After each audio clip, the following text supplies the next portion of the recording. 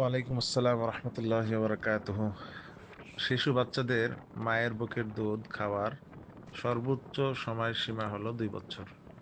2 বছর পর্যন্ত শিশুরা মায়ের বুকের দুধ বা অন্য কোনো মহিলার বুকের দুধ খেতে পারবে, এতে কোনো সমস্যা নেই। 2 বছরের পরে ছেলে হোক আর মেয়ে হোক বুকের দুধ খেতে পারবে না। তখন অন্য বাইরের খাবার খাওয়াতে হবে।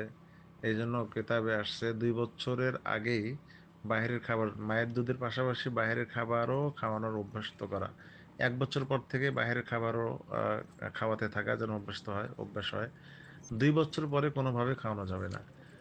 এটা অবশ্যই খেয়াল রাখা উচিত।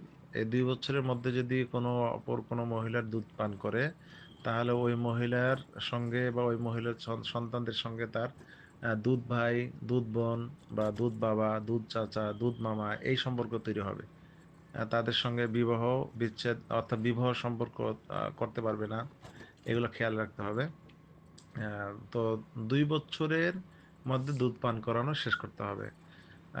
তো যদিও আবু হানিফা রহমতুল্লাহ আলের মতে 2.5 বছর পর্যন্ত দুধ খাওয়ার অনুমতি, কিন্তু ফতুয়া হলো সর্বসম্মতি ম্যাক্সিমাম ওলামা ইকরাম এবং ফেকে হানাফির ফতুয়া হলো 2 বছরের উপরেই 2 বছর দুধ খাওয়াতে পারবেন।